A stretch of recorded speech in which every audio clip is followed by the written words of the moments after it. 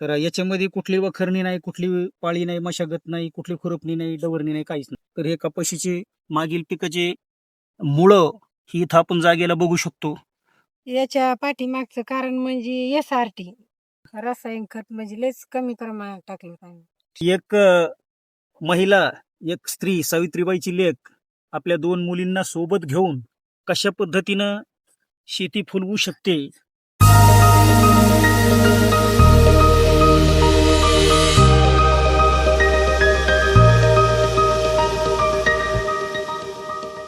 नमस्कार शेतकरी मित्रांनो, आज आपण आमच्या गावच्या SRT धारक महिला शेतकरी आणि खऱ्या अर्थानं आज सावित्रीबाई फुले यांची जयंती आहे.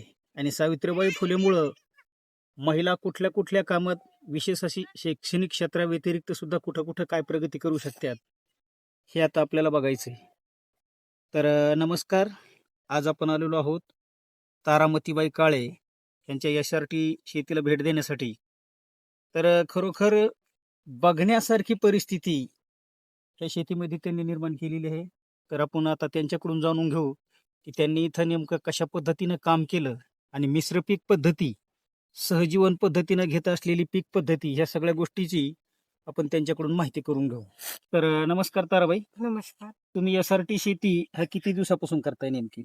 म्हणजे पहिलंच वर्ष आहे आमचं ही शेती SRT. बरं बरं. तर ह्या क्षेत्रामध्ये तुमची कपाशी किती एकरात आहे? क्षेत्र 2 एकर आहे तुमचं. 2 एकर. तर याच्यामध्ये कुठली वखरणी नाही, कुठली पाळी नाही, मशागत नाही, कुठली खुरपणी नाही, डवरणी नाही, काहीच नाही. नाही काहीच नाही. तर तुम्हाला कापसाचं उत्पादन किती आलं?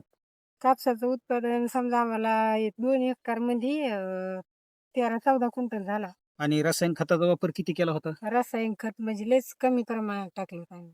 ठीक आहे. अत्यंत कमी प्रमाणामध्ये रासायनिक खताचा वापर करून, तर आता ही कपाशी कट करून तुम्ही ह्याच्यामध्ये कांद्याची लागवड केली. कांद्याची लागवड आणि ही केली. जी नळी टाकली, ह्या नळीवर आपण चिया पिकाची लागवड केली. हो. आज इथं असं बघून मी स्वतः तर मंत्रमुग्ध झालो की एक महिला, एक स्त्री, सावित्रीबाईची लेक आपल्या 2 मुलींना सोबत घेऊन कशा पद्धतीनं शेती फुलवू शकते, ह्याचं ज्वलंत इथं उदाहरण आहे. तर हे कपाशीचे मागील पिकाचे मुळं ही इथं आपण जागेला बघू शकतो.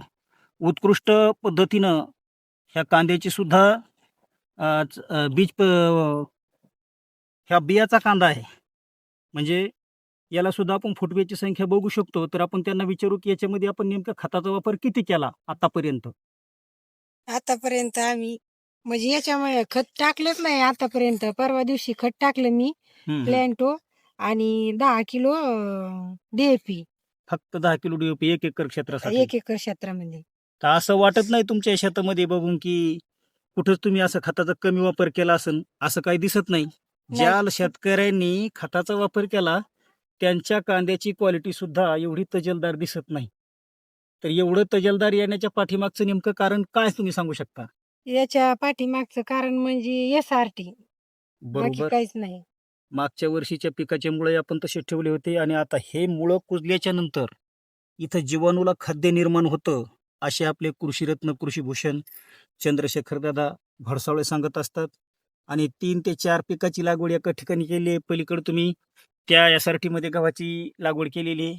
इथं कांदा प्लस चियाची लागवड केली आहे. आणि हे तुरीचे धसकट सुद्धा आपण बघू शकतो. ही तूर त्यांनी कापून जनावराला खाऊ घातली आणि ती सुद्धा तूर त्यांना उपटली नाही. म्हणजे कुठल्याही वनस्पतीचं मूळ बाहेर काढायचं नाही. ह्या गोष्टी जोपर्यंत आपण चांगल्या विचारवंत महिलापर्यंत SRT घेऊन जाणार नाही, तोपर्यंत SRTची खऱ्या अर्थानं चांगली सुरुवात होणार नाही, असं मला इथं आवर्जून सांगावं वाटतं. तर तुम्ही इतर आपल्या शेतकरी भगिनी त्यांना SRT बद्दल काय सांगू इच्छिता? की त्यांना गर्दा, कचरा, गवताची मुळे हे जमिनीतच कुजू द्यावेत, बाहेर टाकू नये. याच्यापासून आपल्याला खताचे प्रमाण खूप कमी लागते आणि ह्या मुळाचं सेंद्रिय खत तयार होतं.